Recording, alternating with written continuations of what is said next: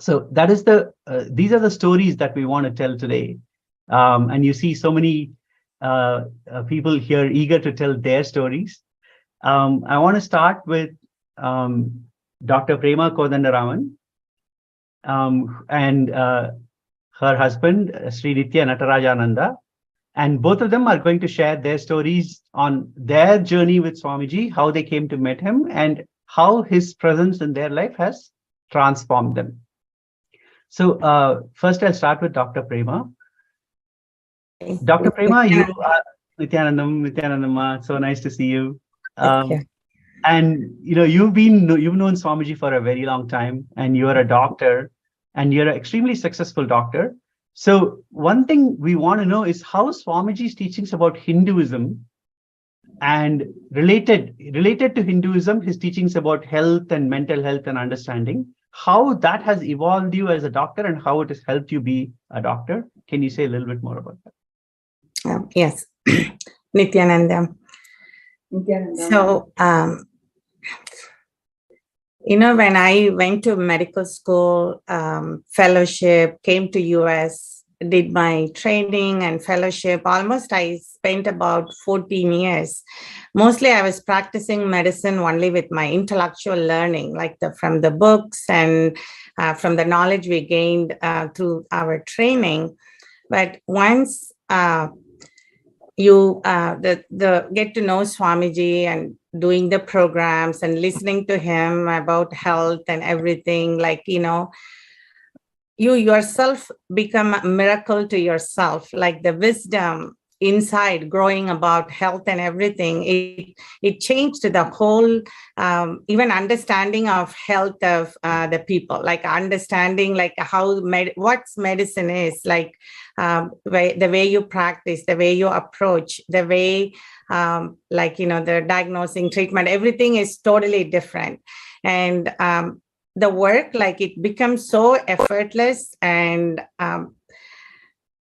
so many things, like so many incidences I want to share, like sometimes before you do the protocol to treat patients, but once like with Swamiji's this energy and always like you even without you getting the test or lab results or ultrasound, you have that body scanning skills, like you diagnose, you treat, and it's like a effortless work has become very effortless. And even the patients, they feel the difference, like not like just a regular doctor giving a prescription. It's more than that. It's like not just knowing what my specialty is. It's more than, even if a patient comes not with the gynecology issue, like I can say she has a thyroid problem, like she has. So it's like the wisdom grown inside by being with him and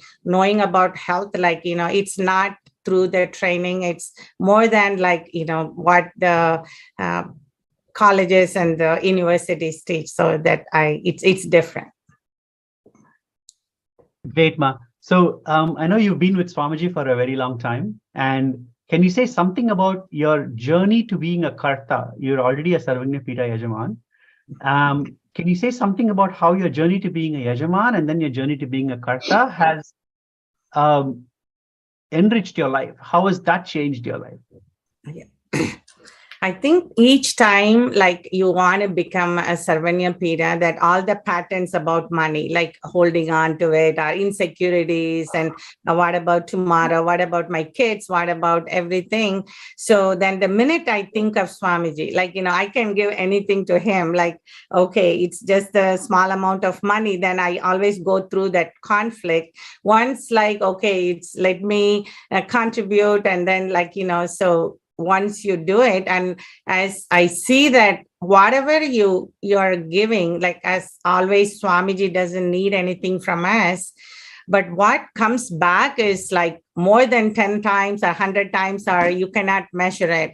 So when I wanted to be a Sarvanyapida, that, how my mind was restricted, my cognition was restricted with the money. Once I get liberated from that, what I am creating now is 10 times more. And I don't have those. That's permanently, that karma is permanently removed from me. And once I say, okay, when I can be a Sarvanyapida, that, the karta was even at the initial level, okay, what if my kids, don't get a job, or some kind of fear will come, unknown insecurity feelings. But once I complete with that, like the abundance opens inside of me, I see the abundance is created outside. So I used to see 25 patients getting tired at the end of the day. Now I see 50 patients. And then, so sometimes so many miracles, like I'll be thinking of something, it happens.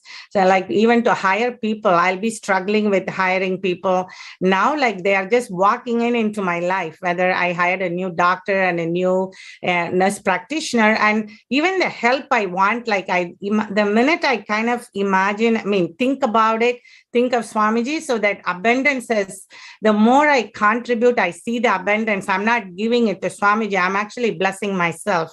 Whatever I was suffering with, I need to this much work to create this much work to do. Now it's like there is no counting, there is no thinking, there is no effort, there is no and then I say, hey, like it's not just Swamiji wants anything from us. He's taking out our own restrictions and our own patterns of restricting wealth, and it's not always hard work to create it.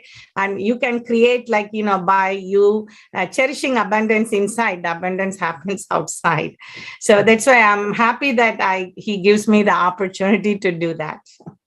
That's great, Ma. I think this is the testament of Swamiji and also the ecosystem that he's created here in LA that allows for people who even come to the temple to feel this and get connected to Swamiji. Thank you for sharing it. Very quickly, I know you have a great story about how you met Swamiji for the very first time. And that's a very sweet story. If you could share that with others, that I would really appreciate it. Yeah, I always like to share my very first experience with Swamiji. I really will make it brief because I made so many videos about it too. Like before Swamiji, the life was so routine, going to college and coming home, relatives, eating, sleeping, getting lots of degrees and focusing on it. But I know only my workplace, the hospital and house. I'm not a person who goes out to meet people, or I'll never meet a new people quickly, like it's my home or my work. I know how that compassion of Swamiji, to come to the workplace where I have to see one of his disciples as my patient, and I had to do a surgery. And in the waiting room, Swamiji with few other disciples were waiting as a family to her. And I just went and casually met him, shake his hands, and started talking to him in Tamil. And then he said, oh, where are you from? I said, my grandparents are from Tiruvannamalai. He said, oh, you're from Tiruvannamalai. I'm from Tiruvannamalai. So those introduction, even though it was very casual and friendly, and that kind of turned my whole life like an instant connection and an instant love. And I don't know who he was, but I never met something like him in my life.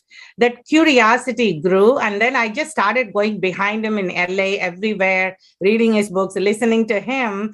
And it's like I was a stone and he made me like a statue, but it was so no pain, no effort, no effort on my side. The instant love has grown into a unlimited love towards him. And I know Swamiji showers back millionfold. So if it was not a hospital, I was wondering where could have I even met him? So even his grace, avan arulale, avan thalpaninde. So that's, I think it's this life's blessing to meet Swamiji in that way, that from that point, I was not focusing more on outer world. I started focusing, okay, it's all inside of me, in me, and Swamiji revealed so much for my transformation. That's so beautiful, Ma. And I wanted to translate the sentence that you said, Avan Arulale, Avantar Vadangi, which means even to fall at Swamiji's feet, to worship him, you need his blessing, right? So I think the key thing is everyone who is here in today already have received the blessing. So we just have to fall at his feet. That's it. I think that's the key thing. Anybody who comes to in contact with Swamiji, who's heard about him, watched a program, he's already blessed you. We just need to now blessing and make that a reality in our life. It's a very simple step forward. You take one step, he takes the next million steps towards you. Thank you so much, Ma. That was so beautiful. Now, I would like to ask Sri Nithya Natarajananda to say a few words. I know he's an entrepreneur and he is a really successful entrepreneur in the LA area. And Aya, can you say a little bit about your journey to being an entrepreneur? Maybe we can start with your journey to being a Hindu first, and then we can talk about your journey to being an entrepreneur. If I might add here before Sri Natarajananda starts, he is also the force behind Dr. Prema Kodanraman. But she's the doctor attending to the patients. He is, the person who takes care of all the other sundries, all the other aspects of their, business and, things like that. So together they have a beautiful journey with Swamiji's blessings. Yes. I would definitely say that because of being with Swamiji, we definitely are a force behind each other. I mean, how much she had contributed for me to change also is tremendous. Yes, we've been behind each other, supporting and being part of this beautiful journey with Swamiji. Yes. Like Muktika was sharing at the beginning, I also grew up in a Hindu family, but my formative years, I was agnostic, being part of the Dravidian movement, didn't care about, because nobody has introduced me to Hinduism, right? What it means. Nobody was there to answer my intrinsic questions about life, spirituality, and more importantly, Hinduism, deity worship, and all that. And but I was like any other kids growing up in India. You follow your parents, but you were not at the being level connected, because you didn't at the intellectual level understand the context, what it means to be a Hindu. Until I met Swamiji through my Prema meeting him, and then she brought me in. Everything has changed.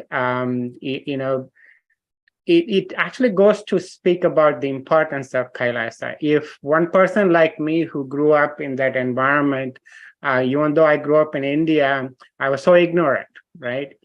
It's so important that the Kailasa as an ecosystem has to reach.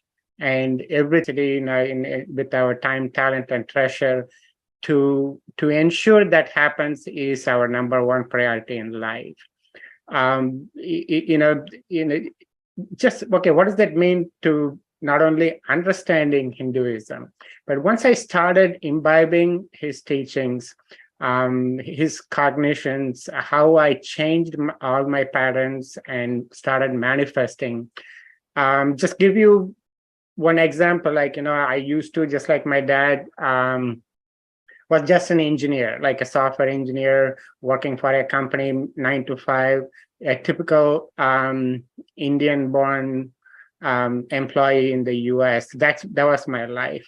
But since Swamiji, I literally do 10 different things.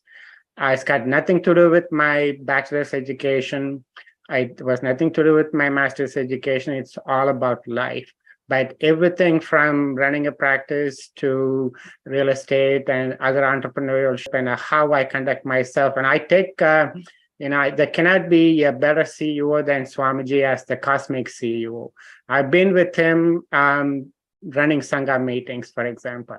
That alone, that from micromanaging to the detail to the macro view of how he was able to transform that to the people around him, right?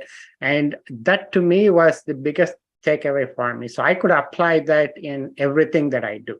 The 10 different things that I do, 10 different hats that I wear, the principles, the approach, the inner space with which you approach your responsibilities, completely transformed. Example of how the Hindu way of living, being part of the Kailasa, has affected me, has changed me.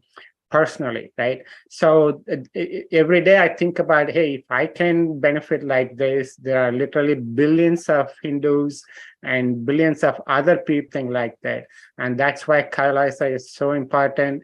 And we are so blessed being part of the Kailasa Los Angeles.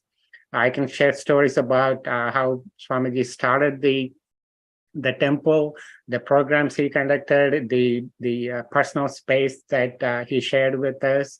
Amazing journey, and I'm extremely blessed and full of gratitude for how he had transformed me personally. Yeah. Thank you, Aya. Could you say a little bit more about, you initially touched upon this relationship between Dr. Prema and you, right? And I wanted you to say a little bit more, maybe both of you, both Dr. Prema and Kumaraya, you can talk about how being with Swamiji has evolved your relationship with each other.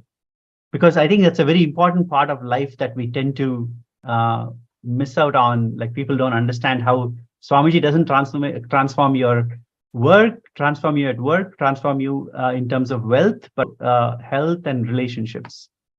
Yeah, there was a family discussion about love marriage versus arranged marriage, right? And in that context, we were obviously arranged marriage, but we in fact, one of my friends used to say, hey, you fall in love after the marriage in the Hindu tradition, kind of thing. But after Swamiji, and probably about, we were 10, 15 years into our marriage before we met Swamiji. And then he transformed in our own way what it meant to be married to each other, like fulfilling each other's desires, eliminating each other's fears, pointing out, in fact, I use Swamiji, for example, had completed us, taught us about completion all along without for a minute making us feel that we were incomplete. Right? It is such a profound way of transforming somebody. And that's how I see our relationship as husband and wife, as parents, transformed. Yes, there will be like a typical marriage, there will be disagreements, words exchanged and all that. But those, it even to cognize that, hey, when, yes, like Prema was talking about, when you are trying to chisel a deity out of a stone, there will be pain, right? That actually strengthened us, strengthened the relationship, and made us to realize exactly what it means to be married in a Hindu lifestyle. From the way we cook, from the way we deal with our kids, from the way we deal with our outer world responsibilities. It's amazing, natural, organic growth along the way. I mean, I would, I talked to a lot of my friends about, hey, this is, in fact, we watch Sita and Raman almost every day lately, and we take that as an example, how they live the Hindu way of married life. And every one of the Sanatana Hinduism's principle about family, married life, and all that has definitely shaped our own personal life. And I think to add there is, being part of the ecosystem, how that has evolved all this for you, right? Can I say a few things? Yeah. I think before it's unconscious, insensitive, emotional, attachment, expectation. Once Swamiji comes, the signs of completion. Now it's selfless, loving, no judgment, and accepting. And it's like the completion science helps every family, like dropping our own expectation of, I think Swamiji's earliest video will say oh, you don't cut the other person for your expectation. It'll have pain and bleeding. But you are, by being sensitive, loving, you accept as it is. And then there is a flowering of like understanding and loving, but no expectation, no attachment, nothing. It's just pure love and helping their journey. And it's also living together and understanding that each one is there for their own purpose and own life, and understanding life as a bigger, not in a selfish way of, but in a bigger thing. And then usually even with my daughters, with my everything is has changed, and it's all Swamiji's blessing, the signs of completion. It's beautiful. Mom, Prema and I would like to ask you all, how are you feeling enriched by living in this LA ecosystem that Swamiji has created for all of you all? And how has that journey been? See, LA is our family. Like in LA, temple is our being, our soul, where Swamiji lives, where Swamiji's energy is. I think like I feel all our LA Sangha is more than anyone else. It's like a cosmic family.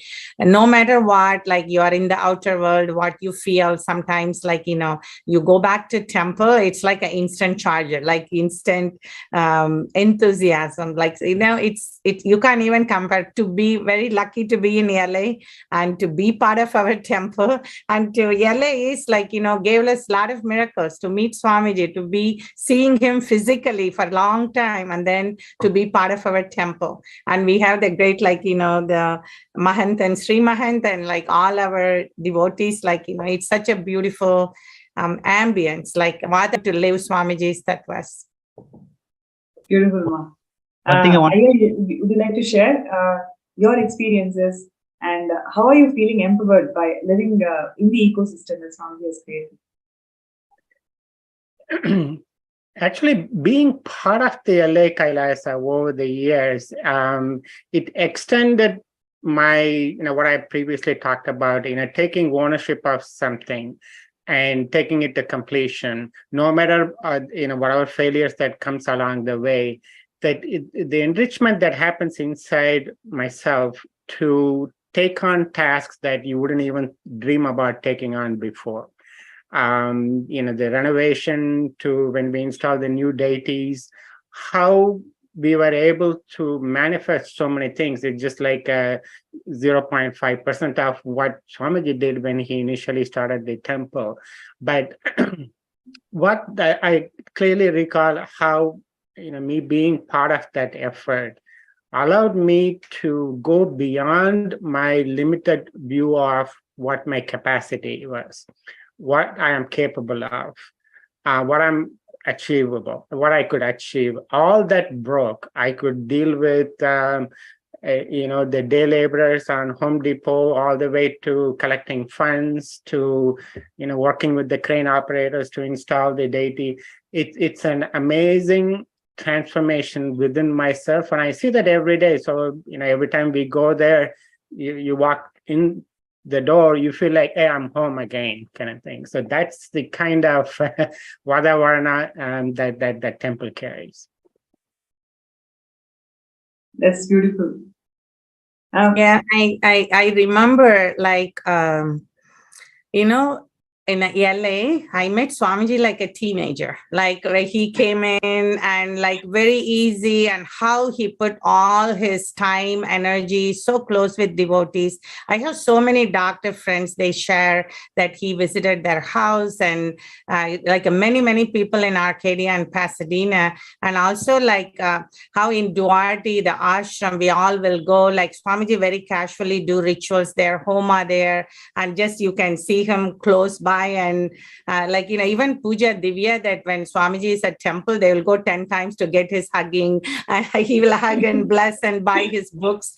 And I know Swamiji's vision for LA Sangha. It's the Western headquarters, and it's the second Bidadi, it's and we know like personally that how Swamiji spent so much time in LA Sangha and the deities and Prana Pratishtha he did. And we are so blessed to see from the seed and to grow. And it's like, I know that the LA is going to be like, is the one of the real, the world class temple, like world class, how do you say, extension of our ability. So by being part of it for a long time, then I do wish like every one of the whole world to be benefit by that. Beautiful. Sarvanyapita are the establishments that are created whenever you see a decline in the way the Sanatana Hindu Dharma grows. The main pillars of Sanatana Hindu Dharma is the temple infrastructure, followed by the language and the culture. Any of these pillars, one of these pillars, says decline or destruction, that is when Avatar descends and revives the entire Sarvanyapita to establish the Dharma back and to lead the people to the original purpose of life, which is living enlightenment. And Swamiji has revived these Sarvanyapita. On the one hand, Swamiji has revived all the ancient kingdoms, Hindu kingdoms, 21 Hindu kingdoms Swamiji has revived. And on the other hand, Swamiji has established these Sarvanyapitas across all the different places in the globe to revive the Sanatana Hindu Dharma and inspire, empower people in the science of living enlightenment.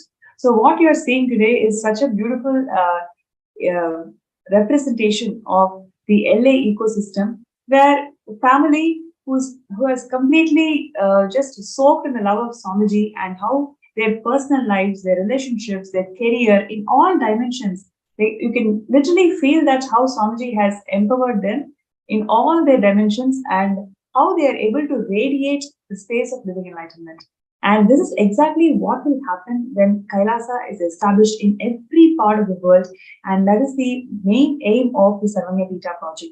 Establishing these ecosystems all across the globe and making the every product of Sanatana Hindu Dharma in a user-friendly manner. So I request all the participants and viewers today, if you feel inspired to be part of this Sarvanyapita project, you can sign up in the intention sksjp.org, and we are going to be having many more powerful sharings of LA ecosystem, how this ecosystem has empowering them in the individual capacity and globally also.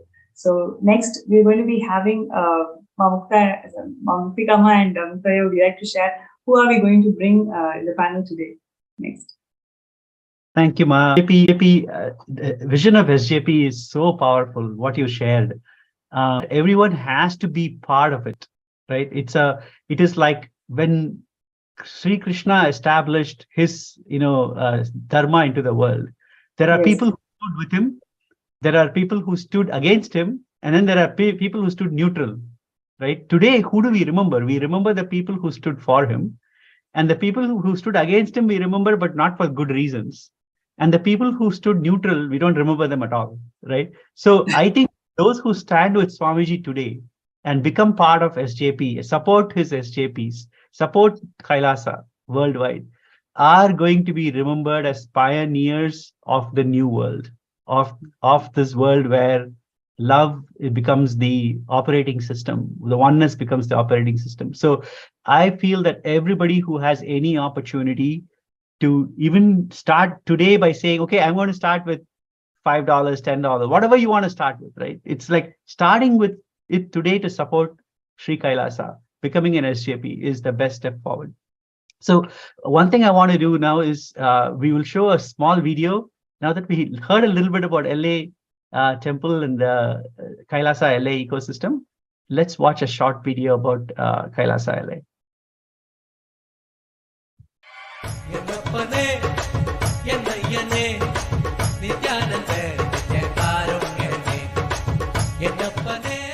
Inaugurated in 2007 by His Divine Holiness Bhagavan Sri Nithyananda Paramashivam, Nithyanandeshwara Hindu Temple Los Angeles is a growing spiritual ecosystem in the United States. As Tirtha Sthalam and Punya Kshetra of Nithyananda Sangha, this temple is the home of more than 50 deities, including some of the largest murtis of Rajarajeshwari, Venkateshwara, Sadashiva, and Parashakti. His Divine Holiness himself performed the Prana Pratishta and Kumbhabhishekam rituals during the temple's inauguration in 2007.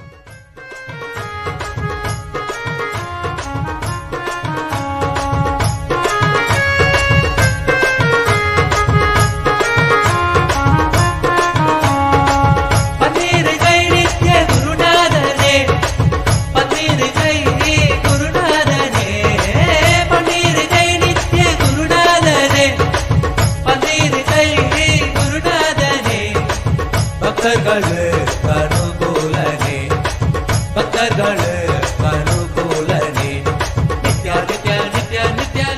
the blessings of His Divine Holiness, the LA Sangha has continued to maintain the temple rituals for the past 12 years, including offering daily Abhishekam to Sri Nithyananda.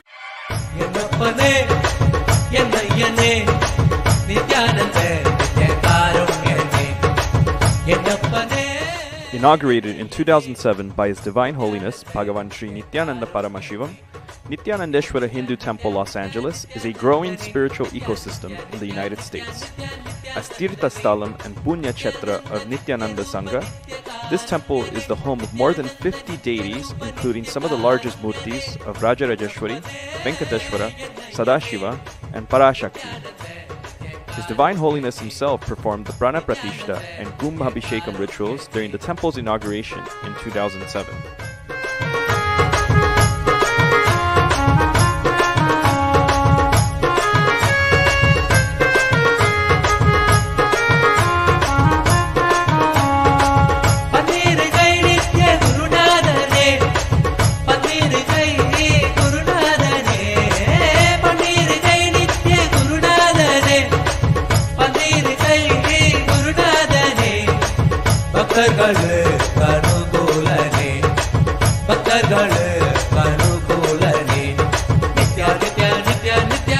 With the blessings of His Divine Holiness, the LA Sangha has continued to maintain the temple rituals for the past 12 years, including offering daily Abhishekam to Sri Nithyanandeshwara Paramashiva Linga, observing major Hindu festivals such as Mahashivaratri, Kartigai Deepam, Navaratri, Diwali, while also performing homas and other services typically offered in Hindu temples.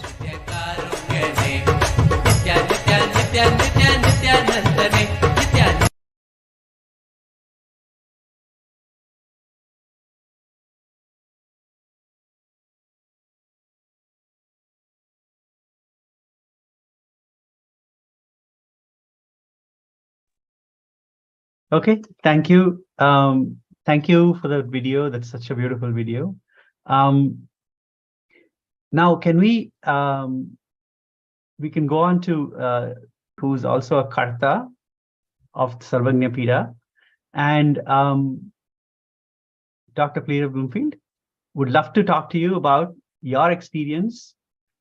I know you are born, when you were born, you were not a practicing Hindu, and over a period of time, you met Swamiji, you started practicing Hinduism in your life. Can you say something about that journey? Yeah, sure. Thank you, Sri Mukta. Thank you guys for having me. It is a pleasure to be here today with this Los Angeles panel. So yes, I was, unlike the people who have spoken previously, I was not a born Hindu. And I was born into a kind of Catholic / Protestant family, but mostly agnostic and almost atheistic. So I had no real spiritual context for the world and was just going through material world. And then basically in my family was pretty much on the same page, right? So then I had just kind of spontaneous spiritual awakenings happen. And then I didn't know it at the time, but it was intense Kundalini awakening happening. And the world just started to look different to me. And I started having a number of mystical experiences where I experienced, I could just tell I was experiencing the world differently from everyone around me.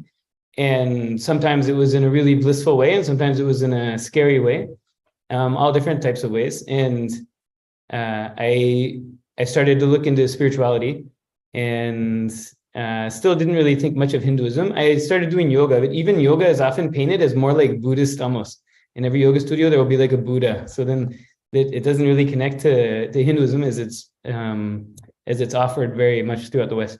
So then I started doing various spiritual paths. I tried out many, many different things.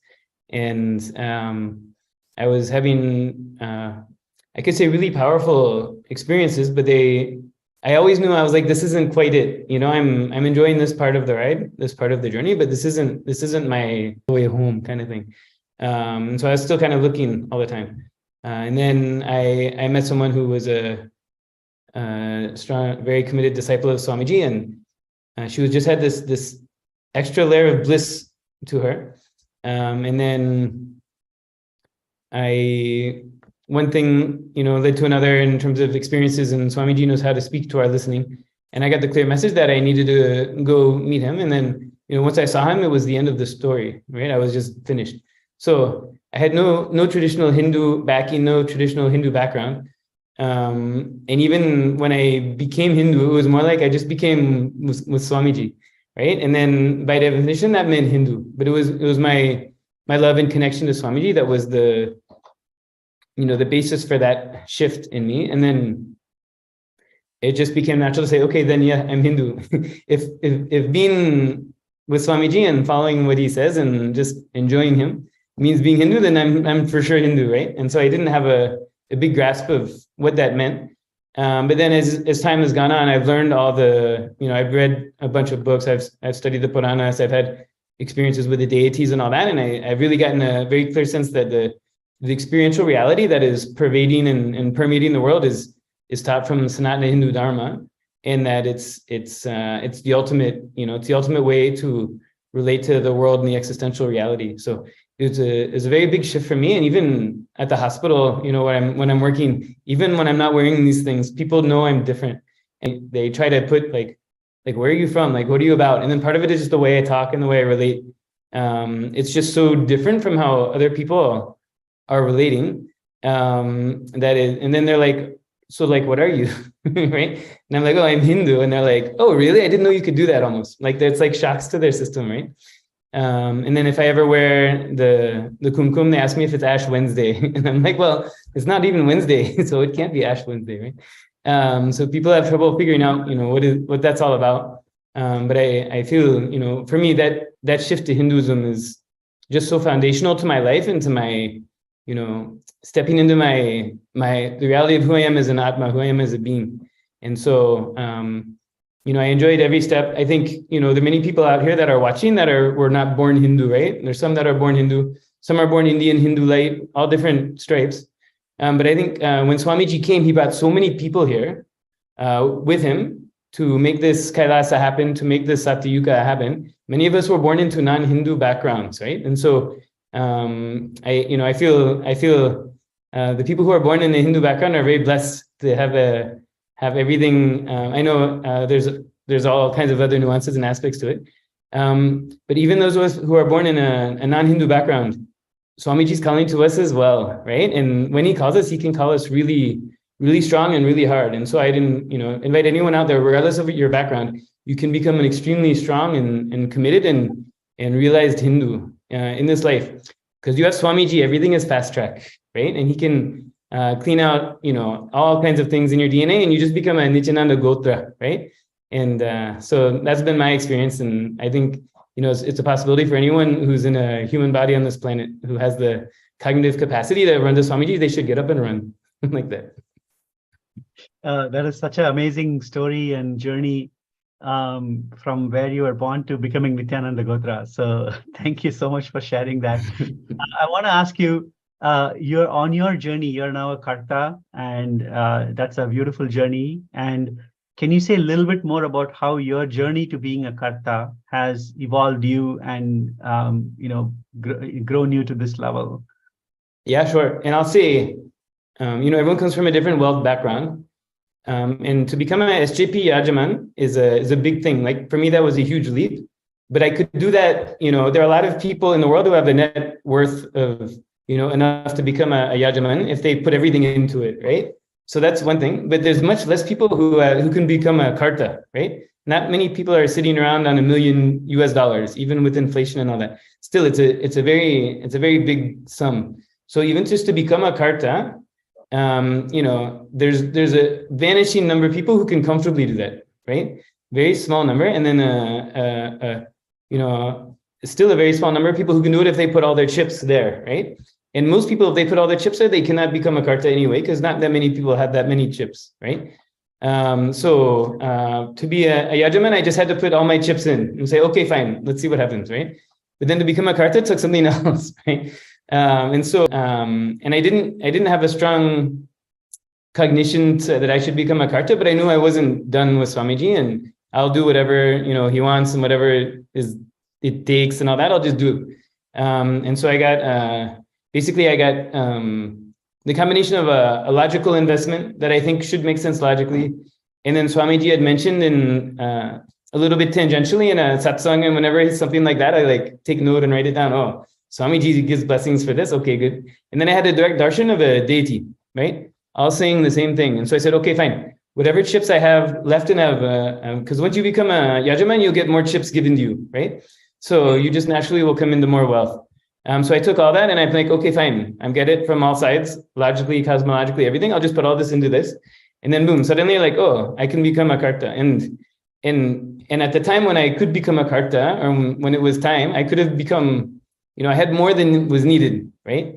And then I had when it was time to give, I was reluctant to give, and I watched as it start to melt away. And just in time, I was like, okay, take, put it. That's good. So that was a whole other thing. But and I can't say it was an easy and smooth internal process. I'm laughing about it now, but at the time it was very different. But by through that process, the whole attachment to money and the whole drama around money just gets melted. So now I know, like, someone could say, what is your wealth? Like, how much is in your bank account or whatever? And I'm like, I have this much, it's fine. But I just know the whole system is cleaned out. I just know whatever I need, it'll just come. And it's kind of like fun to watch. So like last program, I was sort of invited to declare for Ishwara, right? Ishwara is the next level after Karta. And I was like, okay, fine, I'll do it.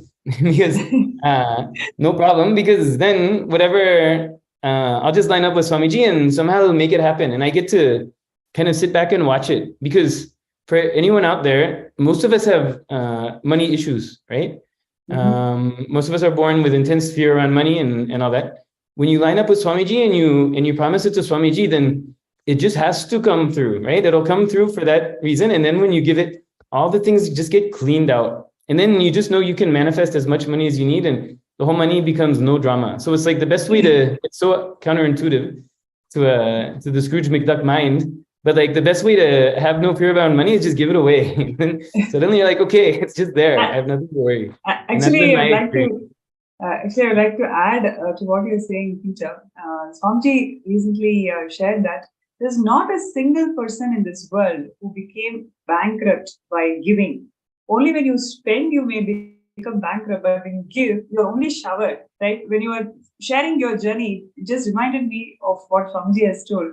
Like, you became a Sarvangapita Yajaman, then you started your steps. If I'm correct in understanding what you said. You started your steps, and over a short amount of time, you actually manifested the money that's required for Sarvangapita Karta, and maybe even more than what you required. And you went through that internal process of, dropping all the insecurities and fear, whatever is stopping you in this journey, dropping all of that, and jumped it to become a Sarvangapita Karta, and now you're working for Pitadishwar. That's like quantum jump, right? Like literally how Swamiji is giving that shifts and breakthrough within each and every person. Even from the space of giving, you're only showered more and more and more. Yeah, absolutely. And it's funny, people who win the lottery, they usually end up like bankrupt and depressed, right? Because they get this money they didn't earn, and then they spend it all, and then they just feel miserable, right? Whereas when you sign up to be a SJP or a Karta, then the money will come to you, you'll earn it one way or another, and then you'll give it away. It's the complete opposite, right? So you end up, you may not have all this money in your bank account, but you have complete freedom around money, right? The people who are given all this money and then they just blow it and waste it, right? Thinking it'll make them happy. Instead, they end up unhappy and broke too, right? So, so when you're in that space of giving it away, you end up, you become like this, just as like they talk about a magnet, right? You just know the wealth will come to you. Then you have complete ease and freedom. It is such a gift. I know it's hard for me to say now after the conversations we had about a year and a half ago, but it's such a gift to give it away. It really is. It really is. I needed some convincing, but now I know experientially, right? I know the value of it. So thank you for that. That's beautiful. Peter, so I would like to ask you this question. So what do you feel as the key, to have this jump from being a Sarvangapita Yajaman to Karta? What is that one element if you, like to share with all the viewers? From your personal journey, what do you think that is really important, or one shift that all of us must have?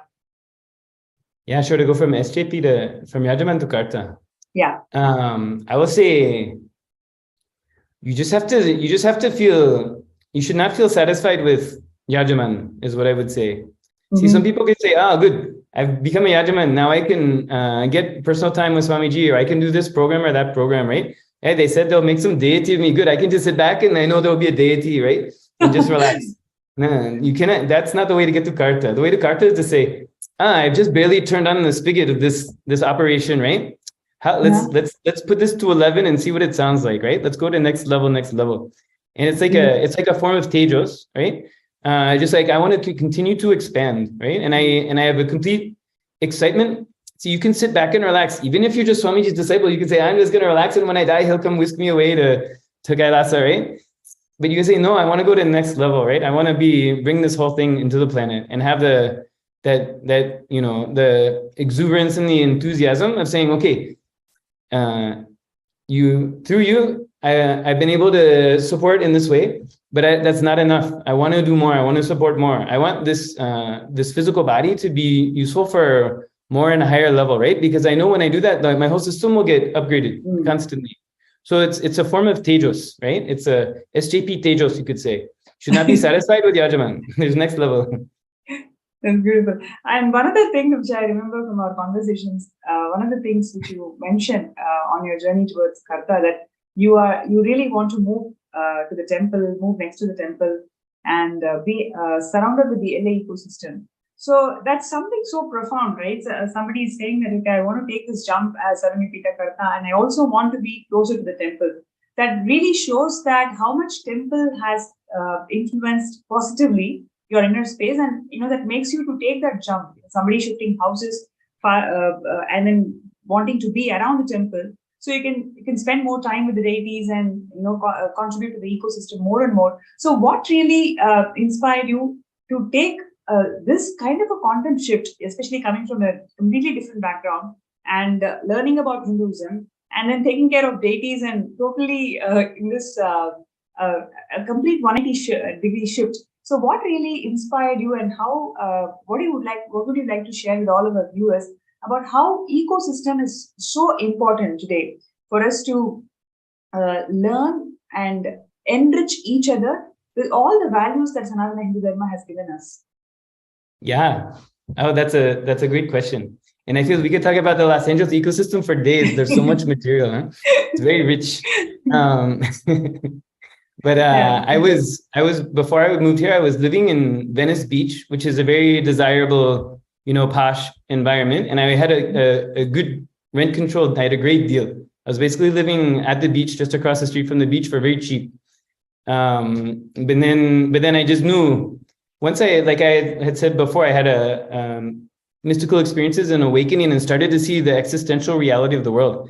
And so even I would be looking at the beach and the ocean, and it's aesthetically very beautiful, but the energy I just know is not right. It's not the highest dharma through that space, right?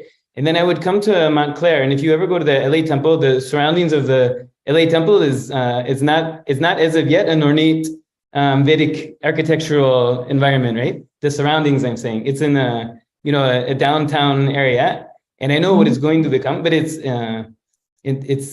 looks very different from Venice Beach, you could say.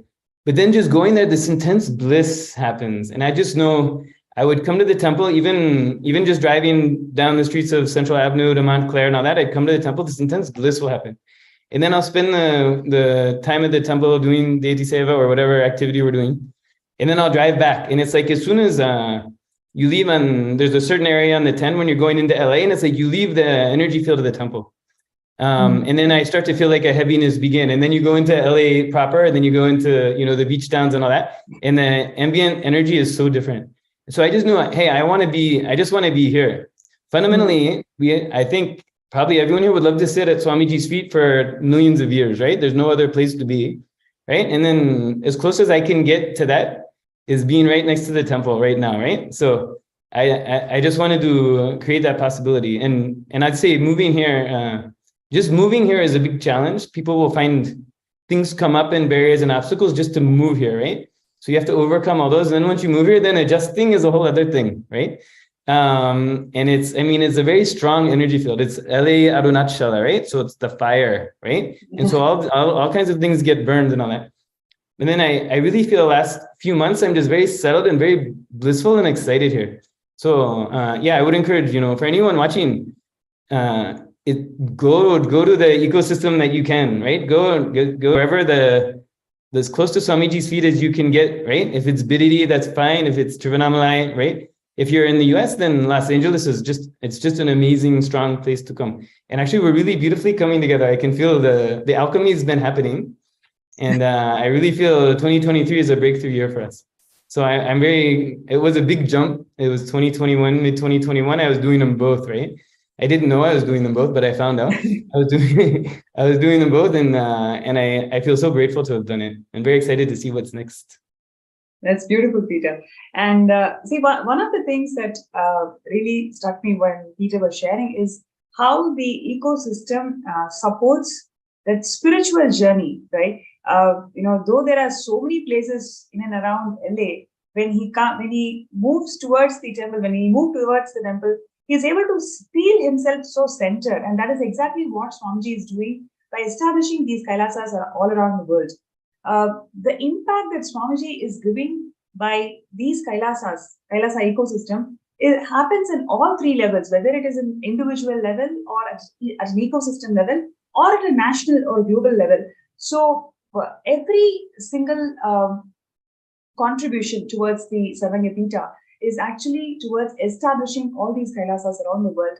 So would like to invite all the participants and viewers, if you're feeling inspired that, yes, this is a beautiful thing that's happening in the world, when the world is facing so many issues out there, we don't have proper solutions for mental health even till today. We don't have solutions for hunger. We don't have solutions for so many other global problems today. But Swamiji is resolving all of these issues by providing authentic solutions from Sanatana Hindu Dharma. And these ecosystems serves as epicenter where these solutions gets implemented in a personal level and as a community level. So by supporting Sarvanyapita, you are supporting beautiful, blissful ecosystems around the world. So I request all the viewers out there to go ahead and sign up in the link that's being projected, sksjp.org/contribute. And there are many more such beautiful sharings that is awaited in this segment. We'll just take a few minutes break for all the participants and viewers to sign up in sksjp.org/contribute.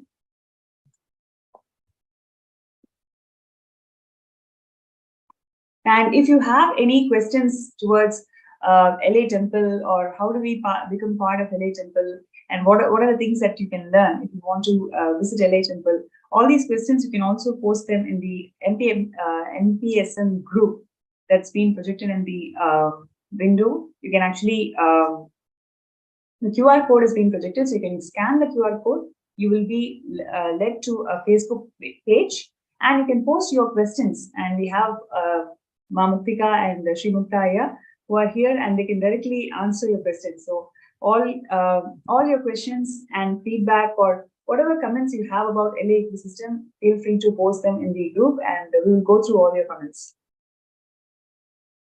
One thing I wanted to say is, Peter.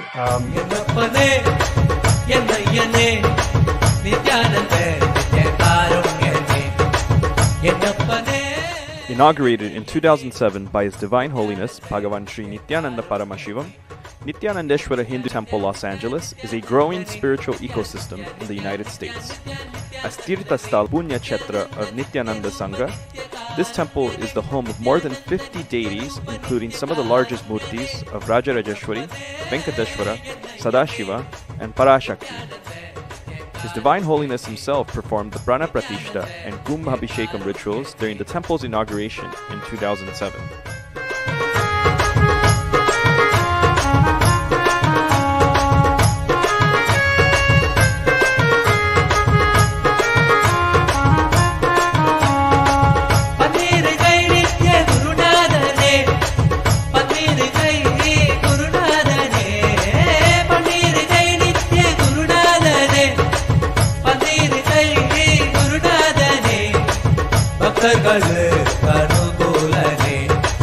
ಭಕ್ತಗಳು ಕನುಕೂಲನೆ ನಿತ್ಯ ನಿತ್ಯ ನಿತ್ಯ ನಿತ್ಯ blessings of His Divine Holiness, the LA Sangha has continued to maintain the temple rituals for the past 12 years, including offering daily Abhishekam to Sri Nithyanandeshwara Paramashiva Linga, observing major Hindu festivals such as Mahashivaratri, Kartigai Deepam, Navaratri, Diwali, and many more, while also performing homas and other services typically offered in Hindu temples.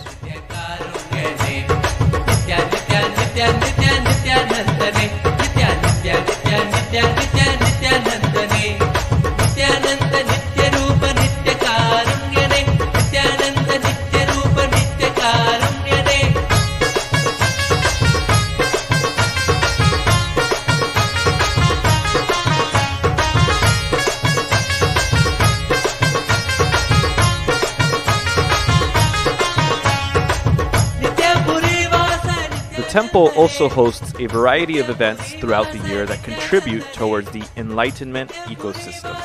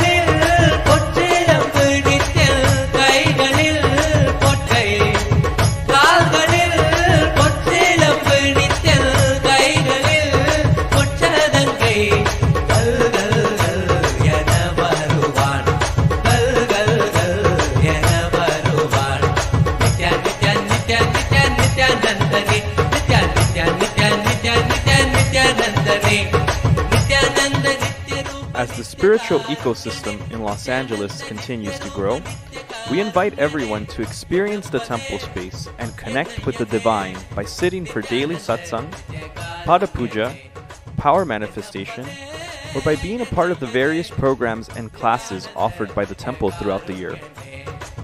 As we look towards the future and realizing Swamiji's vision for Los Angeles to have a temple that is fully agamic and a hub for power manifestation, we also invite you to contribute towards the realization of this vision with your time, treasure, or talent.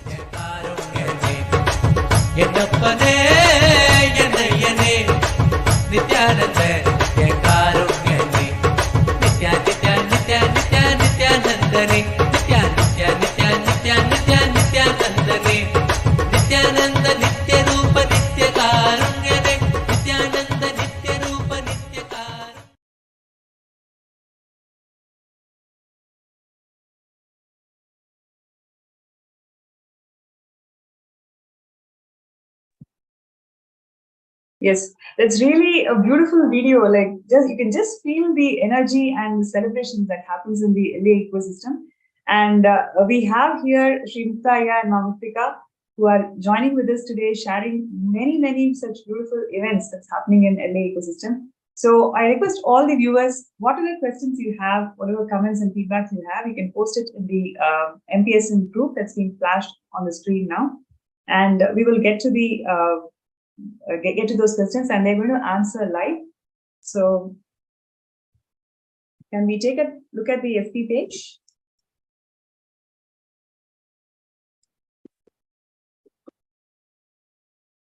So while we are taking a few minutes to go to the FB page, I have a question to both of you. I mean, how has it been the journey, the whole journey of being with Swamiji for more than a decade? In 2 lines, if you would like to summarize as a couple, what would you like to share with us? Isn't that one of the most toughest things to do, summarizing in 2 lines? It's a journey of lifetimes. Somebody asked me, what have I gotten? I think I have achieved my connection with the cosmos by being with Swamiji, and having the cosmos, Swamiji himself, as the center of our relationship has made the relationship even even better, even tighter. So it is having Swamiji in your life is the ultimate thing. I can tell you so many stories. There are certain moments where you need his teaching the most, and he's right there to deliver them. You're sitting there with him, and he tells you some truth that transforms you tremendously. I know we don't have much time, but we want to tell one story where we were both with Swamiji on our journey to Kailash. We were actually in Nepal, and we had stopped there for a few days. This was which year, Aya? Sorry if I may. 2011. Okay, 2011. Yes, got it. And Mahamuktika and I had gone on the trip together, and that was the first trip we were going on together with Swamiji. And for me, I had felt that if this is a spiritual trip, we should behave like as if we are individuals going on a trip, not someone who's going together. So I would tell her, don't sit next to me in program. Don't sit next to me on the bus. Well, when we go on a boat, we used to go every day in Lake Feva. We were there, Pokhara, for like 7 days. Every day we would all go to do Pada Puja together with Swamiji sitting right in front.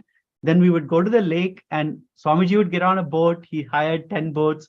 We all would get into the boat. We'll go to the middle of the lake, spend time with him. He would chat with all of us, and we come back. So I would tell her, no, don't sit on my boat. Go sit on some other boat. Things like that. It was very, very bad in that moment that I was doing that. So I'd let her tell the rest of the story. Okay, I didn't expect this. Actually, Swamiji happened. Let's put it that way. But, he obviously sensed that that's not how I perceived a spiritual journey, right?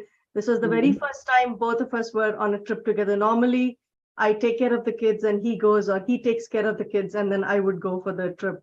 And this time we went together, and we got blessings to, be there in the journey with him. And when this was happening, and ideologically, there was a fundamental difference. And it was not helping me feel that I was on this journey that is going to make me feel good, or that I was getting something out of it. It felt like a challenge right at the get-go. And I didn't have words to express this. How do you share this, or how do you try to come out of this conundrum? And during one of the meditations that we were doing in front of Swamiji, he was putting us through meditations. And at that time, towards the end, there is a part of gratitude. And in that part, I just had tears pouring down because it was so overwhelming that I just couldn't take it. I said, Swamiji, can you do something to help? I don't know what to do in this situation. So when we stepped into the boats, I was sitting and contemplating and sitting quietly. And then suddenly we hear this sound. Somebody is calling out and saying, hey, the boat from Seattle, make sure the boat comes to Swamiji's boat. And at that time we were in Seattle. And so we went close by, and, I was craning my neck backwards to see, where Swamiji was. And then once we got closer, he was sitting, I still remember how Swamiji was sitting on the boat, and, he had his hand, under his chin, and he was looking outside. He was looking at everybody. He was looking at the entire space. And then, he said, at that time, my name was, Paramatmika. And so he said, Ma, you've been looking for me for so long. Come on, tell me what it is. The first thing that actually struck me at the time is, how long is he saying I was looking for him, right? Is it now? Is it in the past lifetimes? The first thing that struck was, oh my God, how long have I been looking for him? And then the second thing I shared immediately, I didn't need another invitation. And I shared the situation that was happening. And I said, look, Swamiji, I feel when you're on a journey together, you're supporting each other and you're, going through the whole process. But Shrimukta thinks that he has to do his own thing and I do my own thing. And let me say, I remember exactly what she said. Okay. I remember word for word. Basically, she said, is spirituality a journey of aloneness? That's what she asked. Is spirituality a journey or? Of aloneness. Okay. Swamiji said, look, the very last step of enlightenment even I cannot come with you. You have to walk on your own. That last step you have to take on your own. But till then, I am there with you to the last step of the journey. And there is nothing wrong in sharing the journey with somebody. That's exactly what he said. And I was completely surprised by that answer, because I thought Swamiji would say, no, be alone. That's the right thing. But then I asked Swamiji, is it okay to hold hands on be in a romantic mood on a spiritual journey? Then he turned to me, looked right in my eyes, and he said, Mukta, is your spirituality so fragile that it'll break by holding hands? And such an amazing question that he asked, and it was completely broke my idea of what being spiritual is, what life is. I had drawn such boundaries between certain parts of my life. If I said, if you're spiritual, you can't do this, all those boundaries just broke away. And it not only changed how I relate to people around me, Ma Muktika and others, but also everything in my life, everything that I do in life. So these are such transformative moments that you cannot get otherwise. It's only in the presence of a guru that you get that. So he really fulfills you. He knows exactly where you need the empowerment. He knows exactly what patterns you're going through, and he knows exactly what you need to go beyond that, to break those patterns, to have the strength to understand and break it, and to elevate yourself, right? And there is one thing he always tells anybody: the moment you are there in my presence, or the moment when we are in his energy field, and we accept him as our guru, right? He is responsible for us. He takes us all the way through to enlightenment. There is no letting go.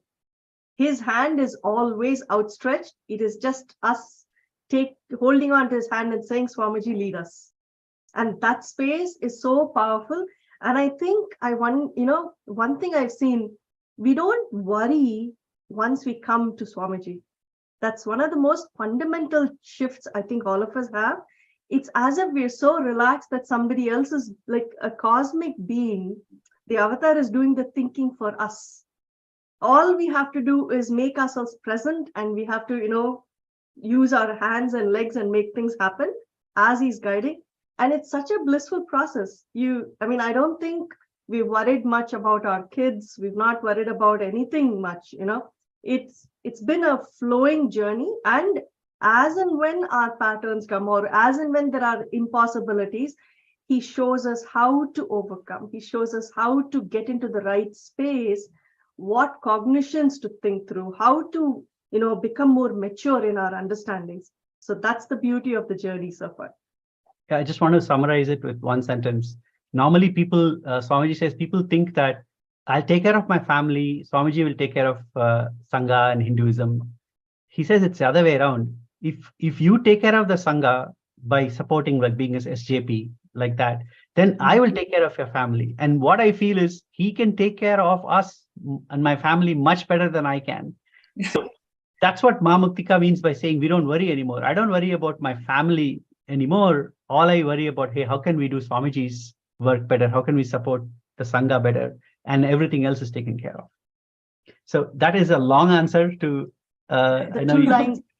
But truly, it was so beautiful, the experience that you guys shared, and the 2 punchlines that Swamiji shared. I mean, it is so apt, so precise, not one word extra, not one word less, but it can bring that lifetimes of transformation. Like, so powerful what you guys shared here, really. And with the same spirit, would like to call out for all the people and all the participants and viewers out there. What Swamiji is doing to the world is something so profound. Each and every being, the whole Kailasa, what we have today, is formed by Swamiji's intense hard work and extreme compassion and love for humanity.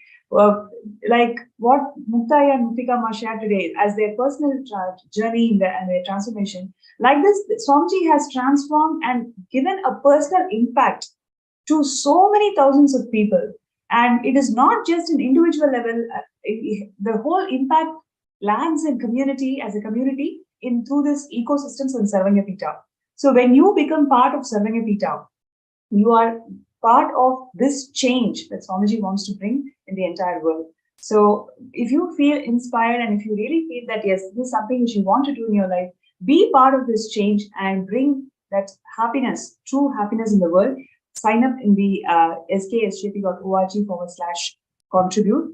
And now we can get into the next segment of this show today. Aya, who are we having in the show next?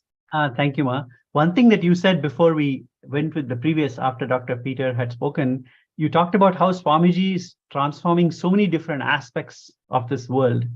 Yes. One aspect that is very important is youth. And the contribution Swamiji has made to youth, how young people can step up and to the next level. One thing I always think is how would it have been different in my life if I had met Swamiji when I was much younger, right? And so I look at the youth of today who are connected with Swamiji, and I envy them because they have had exposure to him such a young age.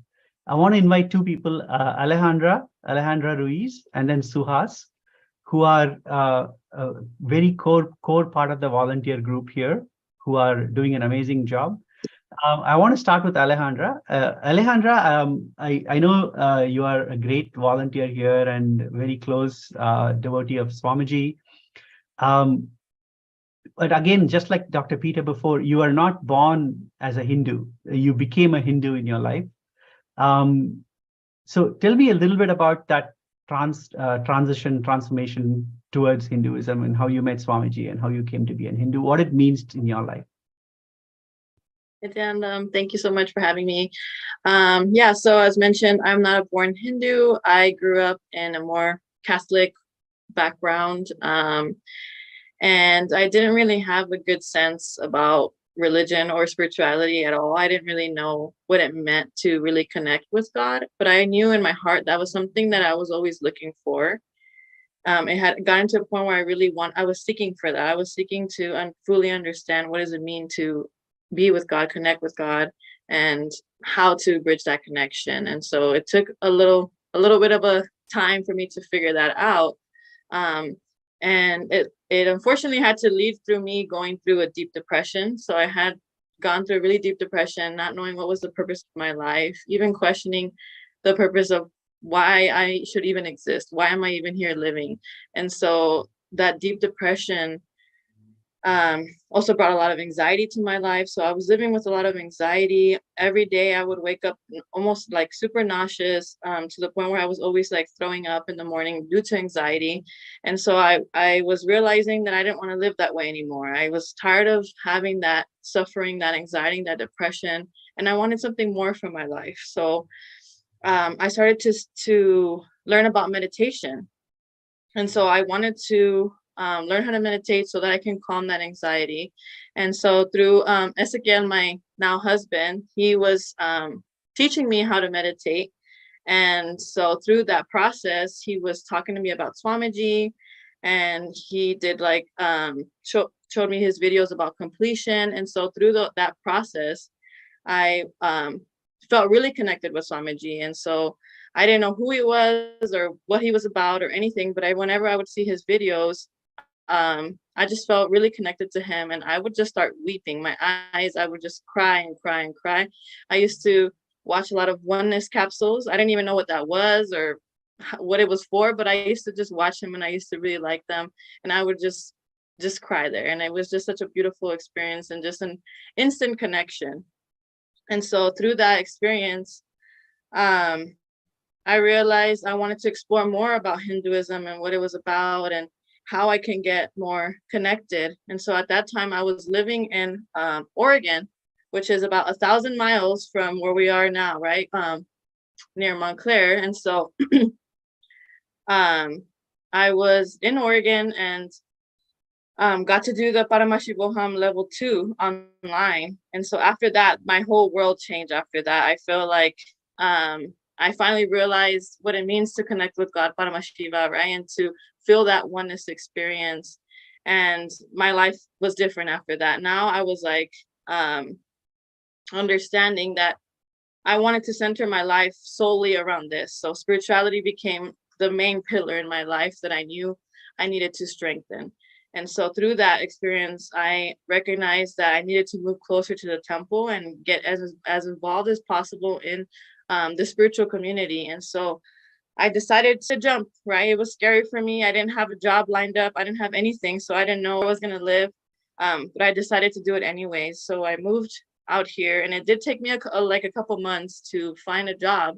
But now I have a great job, like 13-15 minutes from the temple, and I live 5 minutes from the temple. And so it's been just a beautiful experience to have that journey of becoming a Hindu. And so That's awesome. Yeah, that's great, Ma. Now, you're in your 20s. When you see other youth around you and what they are going through, and compare that to your experience and what you have gained, could you say a little bit more about any youth who is in the audience watching? What is it that they can gain by moving close to an enlightenment ecosystem like LA and being a part of it? Yeah, definitely. So what I've noticed just from seeing other youth around my age, so I'm currently 25. I met Swamiji at 22. Most people around my age, I've noticed that what they're going through now is what I was going through before, right? Which is that anxiety, depression, feeling like they have no purpose, not understanding why they're here, and just feeling lost. And so through connecting with Swamiji and through the enlightenment experience and the ecosystem here at LA, it just brings so much bliss to your life, and it gives you a space where you can be your authentic self and have people to accept you for who you really are, and feel that unconditional love from Swamiji, because that's the first time I've ever experienced true unconditional love is through Swamiji. And so that's what most of us are wanting and lacking in our life. And so if the youth can just open themselves up to that experience, I know they won't regret it, because I definitely did not. And I know life is just for expansion, right? And I've seen it in my own personal life, how I've been able to expand, even within the temple, being able to volunteer. I'm almost at the temple, I think, almost every day. And so just getting to be part of this community has brought so much bliss to my life. That's so awesome. Thank you, Can I Ma. ask a question to Ma Alejandra? Yeah. Yeah. So, Ma Alejandra, I wanted to ask, given the powerful experiences that you have been having the last few years as you've traversed your journey, how do you feel you are able to take this to the youth out there, right? Just like how you were sharing, there are so many out there who are looking for support, who are looking for help, who need some way in which something grounds them as they find their purpose in life, right? So how do you feel you would like to take it across to the youth, or what kind of support do you see happening in the ecosystems that Swamiji has evolved that will support you in this journey? Yeah, I mean, I think I can see there being maybe like a youth group at the temple being started or something like that, which is something that I've been interested in myself, just like being a youth leader, showing for other youth how they also can be youth leaders, because that's how it starts, right? You see somebody and you get inspired and you're like, oh, I want to be like them, right? And I think me starting to now teach the Learnings from Living Enlightenment class, right? That's an introduction. And as to me as a youth leader, I can bring in more youth and share with them the Swamiji's words, right? And being able to bring that experience to them as it's happened for me. And so I think it's definitely also maybe going out into the community and going out to places where youth are currently hanging out, colleges, anywhere, right? Where they're just hanging out, or meeting them where they're at, so that we can bring them in, because I definitely think it's something that all youth should experience, because it's definitely not a good feeling, that lost feeling, right? It's not a good feeling. So I know how that is, and I think it's great to have that connection with Swamiji. That's amazing. Thank you, Ma. Thank you, Alejandra. Now we'll bring in Suhas. Suhas, so I wanted to ask you a question. So I know that when you were, Suhas is our son. So when he grew up with Swamiji, and of course he came with us to a lot of different programs starting from a very young age. Suhas, can you say a little bit about how you came with us to the programs, but then you discovered Swamiji yourself? So, and that journey on discovering Swamiji and what does it mean to you as a youth? Can you say a little bit more about that? Yeah, definitely. So I met Swamiji when I was 9 years old, back in Seattle. Man, that was a long time ago, actually. He came to our house, and we met him. And I was kind of in that stage where I didn't know what was going on. Like we didn't even go to temples really before then. It was kind of just like we have. It's very common among Indians to have like a closet with the deities and stuff like that. So that was the extent of Hinduism that I knew. And even through the coming years, going to programs and stuff, I didn't fully have. I kind of got like a small understanding of maybe like ego or something like that, but I didn't fully have the context of what benefit I was getting. But the thing is that I realized a lot later is that Swamiji he kind of always had his arm around me, so to speak, right? He never let anything hurt me. Like it's only what I could maybe like see, like he had his arm around me, but I could see over his arm and maybe I could see something. And that's what bothered me. That's all the kind of agitation I had in life. But he was always kind of like protecting me, being like, when you're ready, this is ready. This is here for you.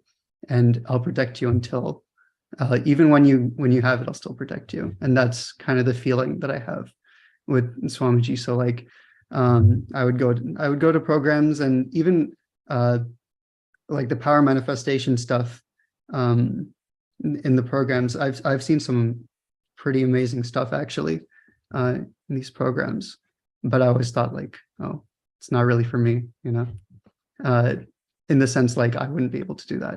That's kind of like for someone better. But the thing is, in the past few years actually is when I got more and more connected to Swamiji, and more connected to the temple actually. And I started coming recently, maybe in the past 2 months, I've been coming and helping at the temple. And it's been such like, it's crazy how I didn't see as much as I've seen now, being with Swamiji and seeing all this. It's like now I'm ready to see what he's offering, what he's been holding up to me this whole time, And so like going and doing seva and like helping out at the temple has been really great. It's almost like you're a car, and most of your life you're kind of in neutral and you're pushing the car with your bare hands. But when you're ready, Swamiji, like he has the gas for you, and you just got to put it in drive and go, And so, yeah. That's awesome. Now, we're going to ask the same question we asked Alejandra. What do you see in the youth around you, their struggles? And what is it that if you would want to support them and help them understand what is it to be Swamiji, how would you help them understand that? I think Swamiji also said this once before, or maybe many times before, but it's just the practical aspect. Like we need to show them that what they start now as kids will grow into something amazing, the more and more they embody it, if like, yeah, because I know mental health is a big thing now and all that stuff, but Hinduism has all the answers, and especially Swamiji has all the answers. That's exactly what he said. He said we have to show the youth the Phalashruti, which means Phalashruti is the benefit of what you do. Mm-hmm. And after every puja, there is benefit, and we chant what the benefit of that puja is, so that people know what you will get. Like that, I think we don't do enough of chanting the benefit that somebody would get from Hinduism, and pointed it out. Second thing is to know that Hinduism has answers for all the problems. And knowing that is very, very for youth. I think these are the two things that we have to share with the youth. And I think like what Alejandra and Suhas have shared, See, it is how they have applied themselves and, been present in the ecosystem. Yeah. That has made a phenomenal change and a difference to them, right?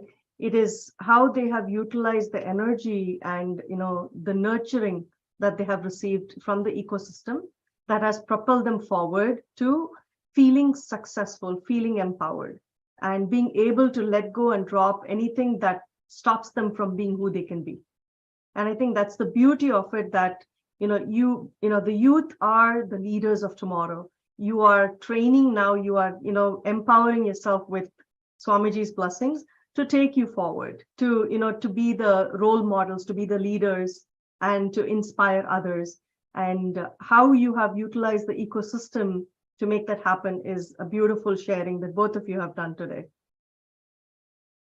Suhas, you also said something about power manifestation and the mystical aspect of being connecting with Swamiji. Can you say a little bit more about that? Yeah, definitely. Actually, a really good experience I've had is the Nithyanandeshwari deities at the Los Angeles temple. I got the amazing privilege to do Abhishekam to them, like I think a couple of weeks ago. And it's like the craziest change in my life. I generally don't choose to use my willpower a lot, but immediately after that, I started doing all sorts of stuff. Like if I want to, I'll pick up my guitar and try to learn. And I always just have this more of a vigor for everything. You also And- said something about if you think something, it kind of comes true. Oh yeah. It's a little bit bizarre, but the more and more I do stuff and the more I'm around, if I'm in Swamiji sessions or something, the more I think things, the more they'll start to happen. And the more I say things, they'll start to happen. And I noticed turmeric. Turmeric has been manifesting on my face, even if I'm nowhere near turmeric. If I'm doing something for Swamiji, it'll just go just appear out of nowhere. It's honestly so amazing. That's amazing. And I know even Ma Muktika has been saying that all she has to do is think of something, think of talking to someone or meeting somebody or wanting something, and it would immediately manifest in her life. Yes. So yeah, it's such an amazing space to be in the Los Angeles ecosystem, with everybody who's here and all the hundreds of other volunteers who are part of this ecosystem. Every day they are making it an embassy for Kailasa, where we reach out to the whole ecosystem, we help others. By the way, we serve free food to hundreds of people on a daily basis, and both inside the temple and outside the temple. And obviously, the Montclair city has recognized Swamiji and declared January 3rd as Nithyananda Day. And we have a good relationship with many of the politicians, the cities who have now, we have diplomatic relations with the various cities here, including city of Paris and many other local cities, who realize that we are providing so much value to them as the enlightenment ecosystem. We are elevating the whole ecosystem. So nothing is better than being part of this. In fact, one thing that Swamiji said during his Jayanti that I remember which really fulfilled me. You always wonder, am I reaching my life's goal? Am I reaching this purpose of my life? He said, everybody who is till now supported Kailasa, who have been part of Kailasa, who have supported it, you have achieved your life's goal, right? You fulfilled your life's goal. And now you're all part of my victory parade, which is such a fulfilling feeling, knowing that you have done what it is that you were born, and you're part of that already. I don't think there is anything bigger than that. So I really want to thank the Swamiji for creating the LA ecosystem, Kailasa LA ecosystem, and for everyone here who came here to share their experiences so beautifully and so powerfully. With that, I want to end with a Purna Mantra and then hand it over to Ma Pranapriya. Om Purnamada Purnamidam Purnat Purnamudachyate Purnasya Purnamadaya Purnameva Vasishyate Om Shanti Shanti Shanti. Hari Om Tat Sat. Sarvam Bhagavat Shri Nithyananda Paramashiva Paduka Arpanamastu. Om Nithyanandam. Thank you, Ma Pranapriya, for this opportunity. I hand it over to you to take it over from here. Thank you so much, Raya. It was so wonderful connecting with all the folks from LA ecosystem. And over to the program today. Would you like to talk to connect with all the participants and viewers today? See what you have experienced just listening to all these beautiful sharings from folks from LA ecosystem is what Swamiji wants to do to every single city, every single place in this world. Creating Kailasa ecosystem is literally making each and every one of us live as Paramashiva, radiate as Paramashiva, and celebrate our existence as Paramashiva. So let us all decide to stand up for this divine cause of Sarvanyapita. If you have already decided difficulty, if you're finding any obstacle, any insecurities, whatever is stopping you from Anda, you can post your name as somebody who wants to get scanned. So I'll be doing third eye scanning for next few minutes. For anybody who's finding difficulty in manifesting Sarvanyapita, but have the intention, you have the intention to do it, but you're finding the obstacle which is not making you to manifest Sarvanyapita. So you can post that in the Facebook group. We have already, all you need to do is scan your QR code and then you'll be directed towards the Facebook group and you can post a message that you would like to be scanned.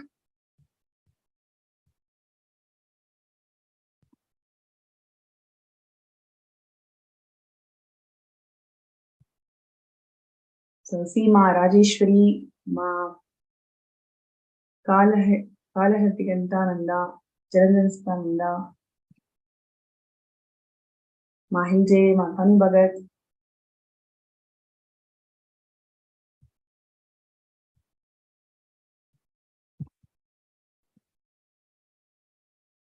So requesting all the participants, whoever is finding difficulty in manifesting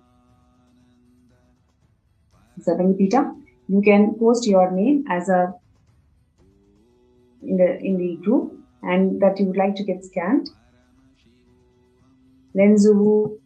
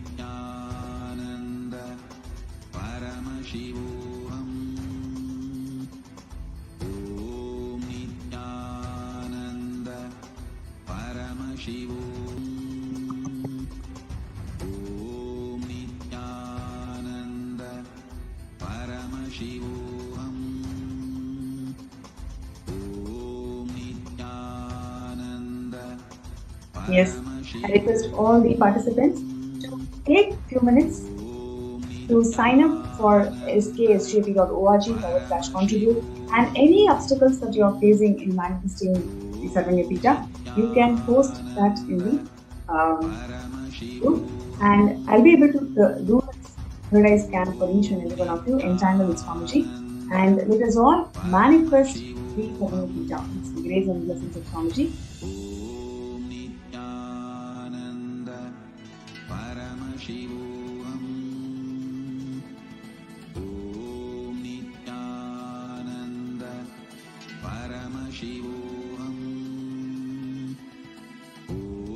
Okay, so we have Jun Namadeva Shivashakti from YouTube, so who has requested for a third eye scan. So I request Jun to please dictate, connect with Swamiji, and let us chant the Mahavakya 3 times.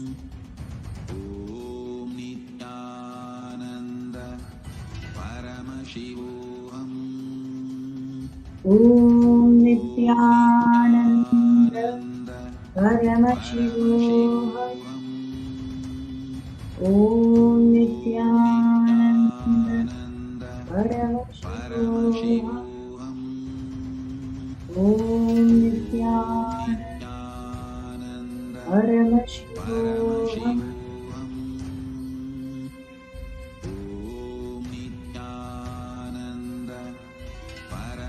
Yes. Jill, one thing that Swamiji showed very clearly was, see, the conflicts that you are having with your brother.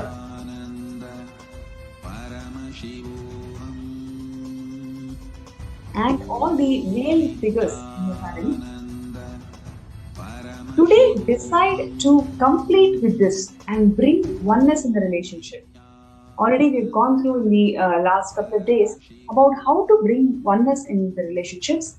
Just decide to declare perpetual completion. Swamiji beautifully has shared that relationship is just a decision.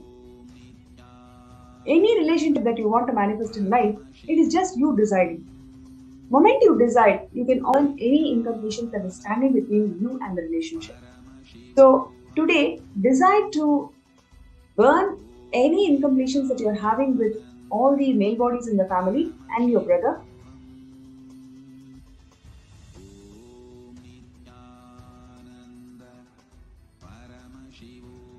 Yes, and with Swamiji's grace and blessings, you'll be able to manifest Sarvana Beta.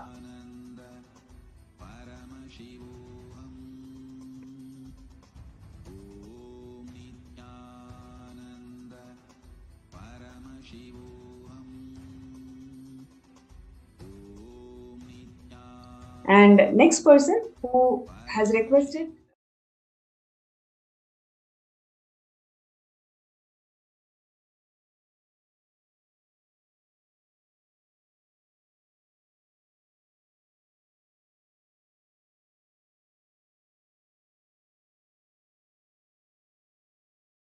Okay, so I'm going to scan her.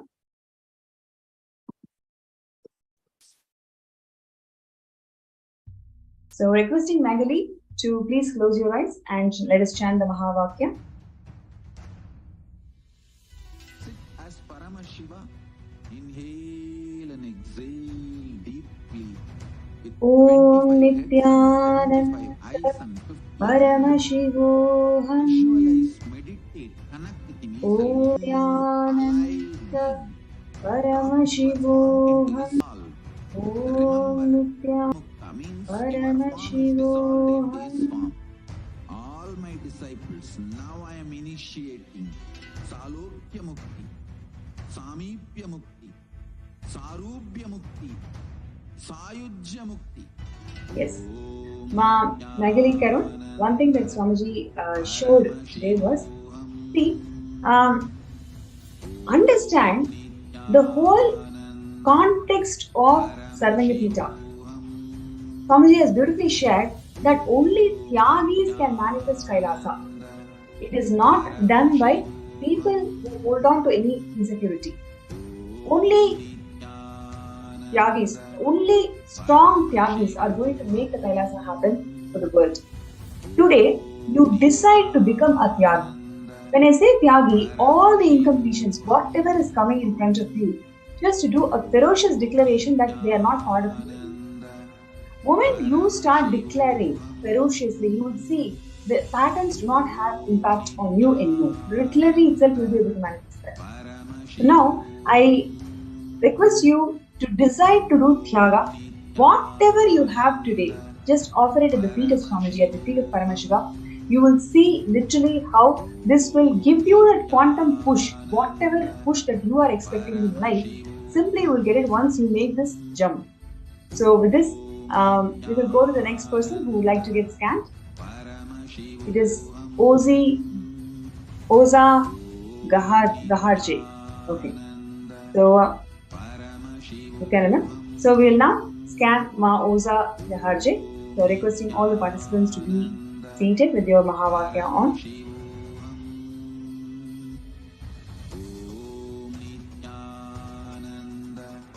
Paramashivam. Om Nithyananda Paramashivam. Om Nithyananda Paramashivam. Om Nithyananda Paramashivam. Yes. So now, one thing that Swamiji showed very clearly was, see, you decide today that anybody who comes and asks you for help, you will enrich them, empower them with any teachings of Swamiji. Just do this for 11 people. You will get a positive click, positive shift in your inner space, which will directly help you to manifest SJPK. Right? So when you start enriching all your questions, all your doubts that you hold for yourself and others, you will simply be able to melt them. And all it requires further than that is just the decision to make this happen. Definitely you'll be able to make it happen. Right? So with this, we come to the end of today's segment, where we saw beautiful memories, sharings, and how people's lives are transformed by being in LA ecosystem established by the Supreme Content of Hinduism, Bhagavan Nithyananda Paramashivam. And we are going to be having the darshan now.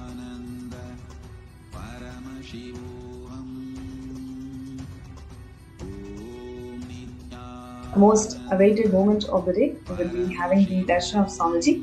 So requesting all the viewers and participants to please bring your friends who have been part of the same Zoom room, invite all of them, and let us get ready for receiving the darshan.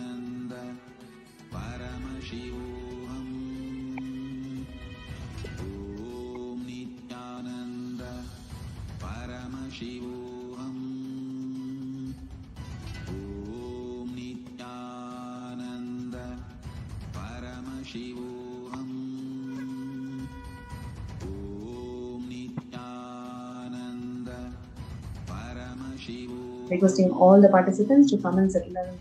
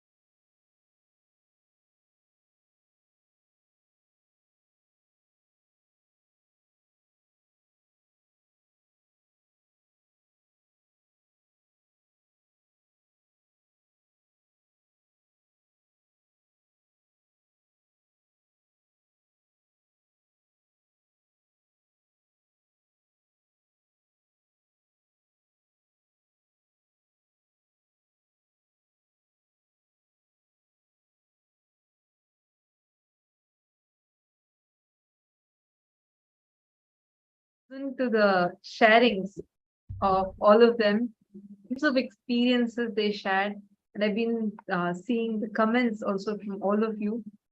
It's been really wonderful. This is how it is to be a part of Swamiji's Kailasa. And now it's time all of us are moving to the next and the most awaited part of our day, which is experiencing the Bhava Samadhi Darshan. Today, we are going to be having the Bhava Samadhi Darshan of Bhagavan Jwara Bhagna. And let us all get ready for that. What is Bhava Samadhi Darshan? The deities, gods, goddesses are real, and they manifest in two forms. One is through the Archavataras, meaning through the deities to the temples. And one more are the Nijavataras, physical embodied form. Archavataras are the deities that we see in temple who radiate the consciousness and being. Nijavataras are embodying physically and manifesting physically also. Through the Archavataras, we can experience, we can connect with them, but unfortunately, because human beings are not mature enough, we cannot get higher level spiritual experience directly from the Archavatara. To bridge this gap, out of immense compassion, the Nijavatara manifests in the physical embodied form and comes down as the physical form, giving us all the Bhava Samadhi Darshan in the Nijavatara. And today we all are going to be experiencing the Bhava Samadhi Darshan of Bhagavan Jwara Bhagnamurti. And today, every one of you that are sitting here with us and receiving the darshan, each of you are going to be initiated with the extraordinary power of healing, to be able to heal. And every one of you that have joined with us, every one of you that are sitting here, I request all of you to share with us how each of you are preparing for the darshan. Just take a selfie, take 2 minutes to take a picture and post on Facebook. And during the Bhava Samadhi darshan, remember, directly face to face with the divine. So at that moment, any sankalpa that you create in your inner space, sankalpa means conscious resolution. So resolution that you take in your inner space manifests as reality. It is that powerful space where the mirroring of neurons, what we call as Shaktini Pada, happens. Which means when you see the avatar in front of you, the exact same neural activity that happens in the avatar's brain starts reflecting in your inner space. That means your brain grows, gets awakened to manifesting higher possibilities and powers in life. So during the Bhava Samadhi Darshan, we request every one of you that are here, that are sitting here with us, make sure you are taking part, you're continuously there in the darshan, sitting in front of the camera and receiving it, so do not miss. And now we'll all be entering into the Bhava Samadhi darshan very shortly. We are going to be receiving the darshan of Vaidheeswara, Jwara Bhagnamurti, and the forms of Paramashiva, Purva Samhara Murti and Vishapaharan Murti. So let's all get ready. And we will now be chanting the Dhyana Shloka.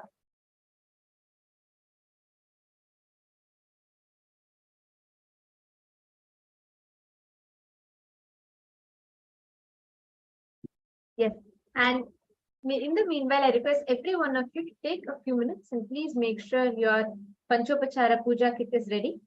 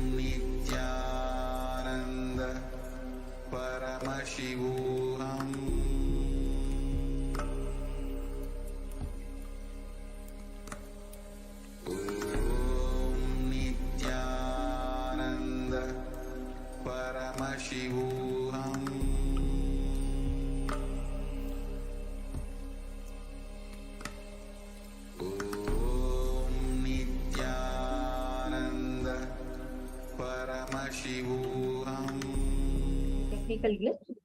Now, let us all get ready to receive the darshan of Bhagavan Jwarabhagna Murti, Vishapaharana Murti, Kurma Samhara Murti, the forms of Paramashivam, all of them who came down to bestow humanity with the science of healing and a lot more. So we will now be chanting the Dhyana Shloka of Vishapaharana Murti. Abhaya Varada Hastam Tankam Sarangayuktam Shashidhara Mahibhusham Pita Vastram Trinetram Shivamasital Kalatyam Tama Vrishabharuda Devam Vishapaharanamisham Chitram Pinchatya Rupam. The form of Vishahara, the Vishapaharana Murti, is as follows. Having the Abhaya and Varada, Tanka and bow, he is wearing the crescent moon on his forehead, wearing yellow clothes and having 3 eyes. He has a dark complexioned body and rides on a bull. Such is the beautiful form of Vishapaharana Murti. Now, let us all get ready to receive the darshan of Vishapaharana Murti. Now, please sit in a deep meditative space. Sit at the head, make a spinal straight and close your eyes. Start chanting Bhava. Om Nithyananda Paramashivam. Om Nithyananda Paramashivam.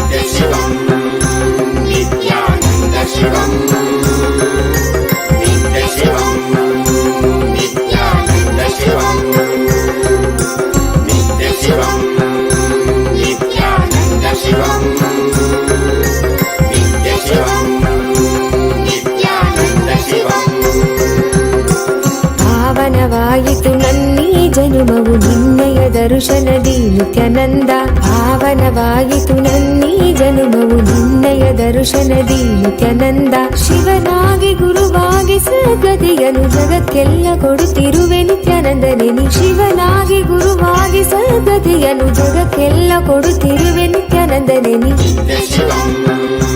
Nithyananda ಶಿವಂ ನಿತ್ಯ ಶಿವಂ ನಿತ್ಯಾನಂದ ಶಿವಂ ನಿತ್ಯ ಶಿವಂ ನಿತ್ಯಾನಂದ ಶಿವಂ ನಿತ್ಯ ಶಿವಂ ನಿತ್ಯಾನಂದ ಶಿವಂ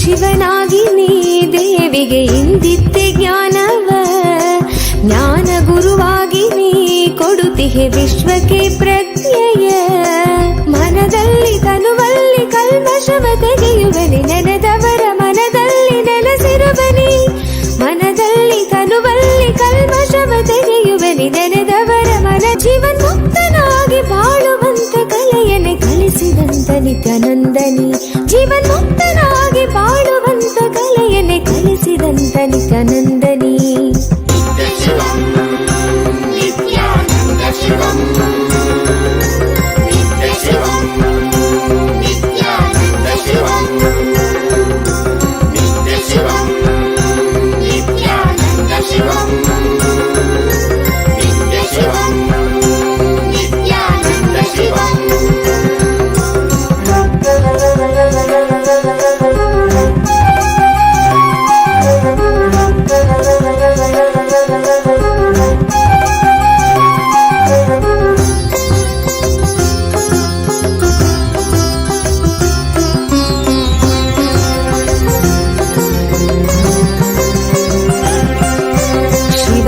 ರಾತ್ರಿ ಕಾಲವೇ ನಿತ್ಯ ಜಪವನ್ನು ಮಾಡಲು ಭರವನ್ನು ನೀಡಿ ನೀನು ಅನುಗ್ರಹ ಸುರಿವೆ ನಿತ್ಯನೇ ನೀ.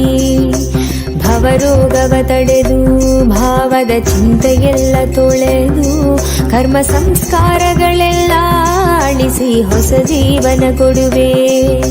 ಪಾವನವೇ ನಾಡಿದು ನಿನ್ನ ಪಾದಗಳ ಸ್ಪರ್ಶದಿ, ಪಾವನವೇ ಬೀಡಿದು ನಿನ್ನ ಕಲ್ಪತರು ದರ್ಶನದಿ. ಶರಣಂಬನು ನಿತ್ಯೇಶನೇ ನಿನ್ನ ಶರಣಂಬನು ಆನಂದನೇ, ಶರಣಂಬನು ನಿತ್ಯೇಶನೇ ನಿನ್ನ ಶರಣಂಬನು ಆನಂದನೇ.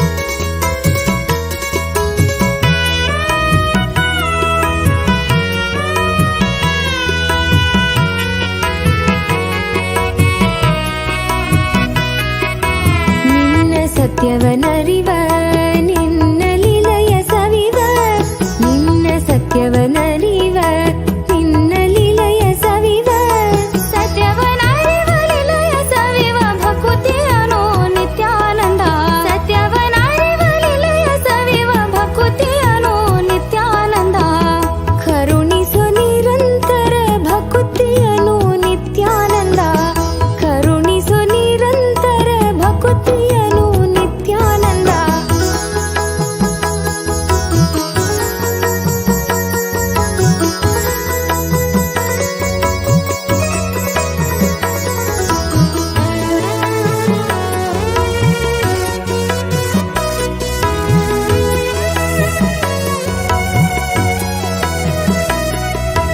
ನಿನ್ನ ಪೂಜೆಯ ಗೈವ ನಿನ್ನ ರೂಪವ ನೆನವ, ನಿನ್ನ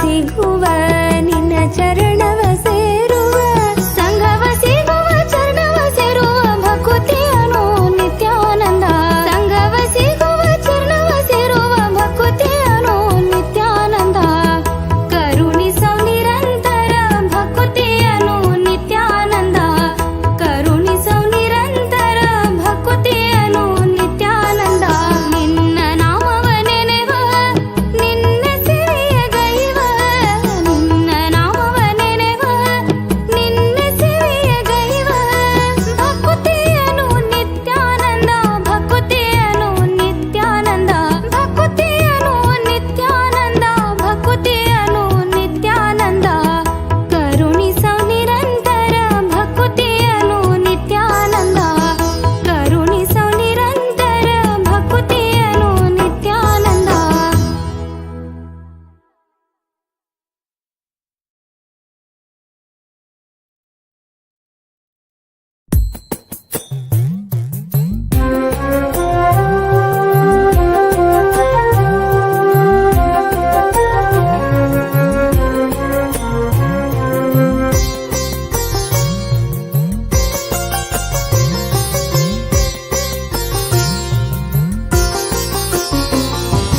ನಿನ್ನನೇ ನಂಬಿ ಬಂದರು ನಿತ್ಯಾನಂದ ಎಲ್ಲವೂ ನೀನೇ ಎಂದರು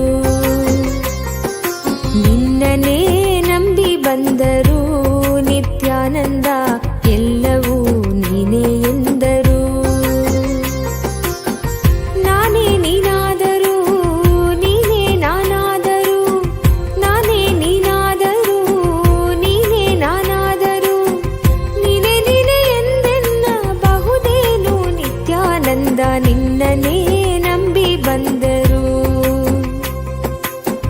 ನೀನೇ ನೀನೇ ಎಂದೆನ್ನ ಬಹುದೇನು ನಿತ್ಯಾನಂದ ನಿನ್ನನೇ ನಂಬಿ ಬಂದರು ನಿತ್ಯಾನಂದ ಎಲ್ಲವೂ ನೀನೇ ಎಂದರು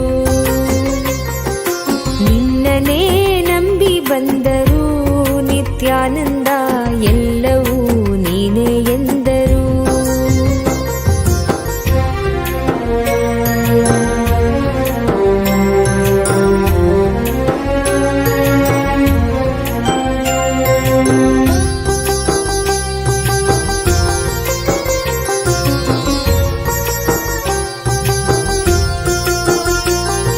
ಜ್ಞಾನವ ಪಡೆಯದಿದ್ದರು ಜ್ಞಾನಿಯ ನಂಬಿದ್ದರು ಜ್ಞಾನಿಯ ನಂಬಿದ್ದರು ಸತ್ಯವನರಿಯ ಬಂದಿದ್ದರು ನಿತ್ಯಾನಂದ ಮಿಥ್ಯಕ್ಕೆ ಎನ್ನ ನೂಕಬಹುದೇನು ಸತ್ಯವನರಿಯ ಬಂದಿದ್ದರು ನಿತ್ಯಾನಂದ ಮಿಥ್ಯಕ್ಕೆ ಎನ್ನ ನೂಕಬಹುದೇನು ನಿತ್ಯಾನಂದ ನಿನ್ನನೇ ನಂಬಿ ಬಂದರು ನಿತ್ಯಾನಂದ ಎಲ್ಲವೂ ನೀನೇ ಎಂದರು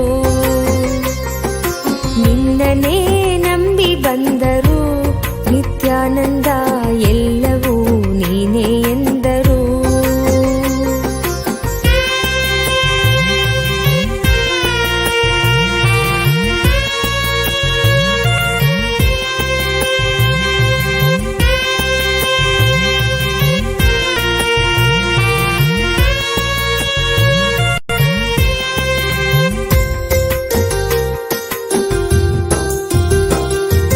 ಎಂದಿಗೂ ನಾ ಗೆಲ್ಲದಿದ್ದರೂ ನಿತ್ಯಾನಂದ ಎಲ್ಲ ಗೆದ್ದವನಾದ ನಿನ್ನ ಎಂದಿಗೂ ನಾ ಗೆಲ್ಲದಿದ್ದರೂ ನಿತ್ಯಾನಂದ ಎಲ್ಲ ಗೆದ್ದವನಾದ ನಿನ್ನ ದಾಸಿಯೇ ನಾನಾಗಿದ್ದರೂ ನಿತ್ಯಾನಂದ ದಾನವರಿಗೆನ್ನ ಒಪ್ಪಿಸಬಹುದೇನು ದಾಸಿಯೇ ನಾನಾಗಿದ್ದರೂ ನಿತ್ಯಾನಂದ ದಾನವರಿಗೆನ್ನ ಒಪ್ಪಿಸಬಹುದೇನು ನಿತ್ಯಾನಂದ ನಿನ್ನನೇ ನಂಬಿ ಬಂದರು ನಿತ್ಯಾನಂದ ಎಲ್ಲವೂ ನೀನೇ ಎಂದರು ನಿತ್ಯಾನಂದ ನಿನ್ನನೇ ನಂಬಿ ಬಂದರು ನಿತ್ಯಾನಂದ ಎಲ್ಲವೂ ನೀನೇ ಎಂದರು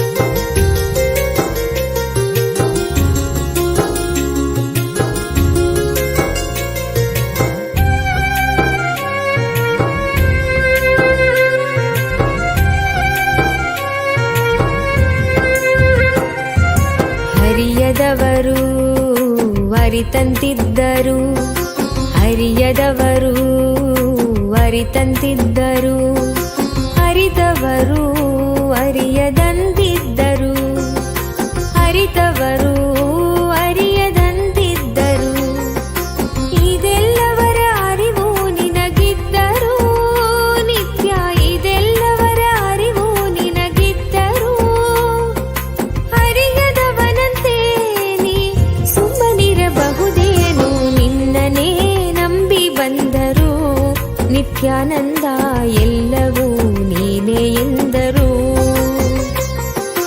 ನಿನ್ನನೇ ನಂಬಿ ಬಂದರು ನಿತ್ಯಾನಂದ ಎಲ್ಲವೂ ನೀನೇ ಎಂದರು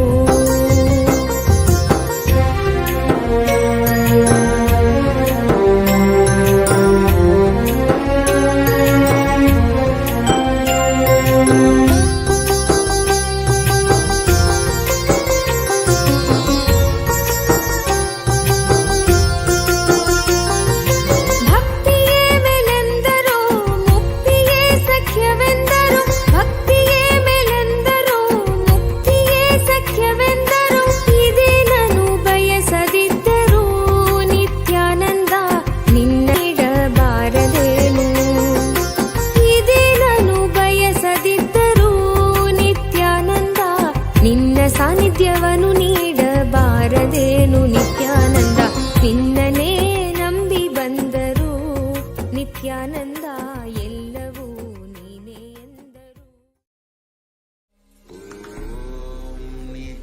नित्यानन्द परमशिवोऽहम्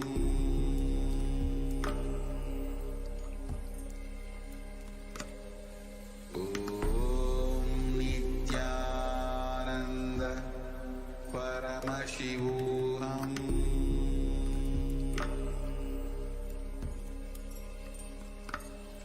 ॐ नित्यानन्द परमशिवोऽहम्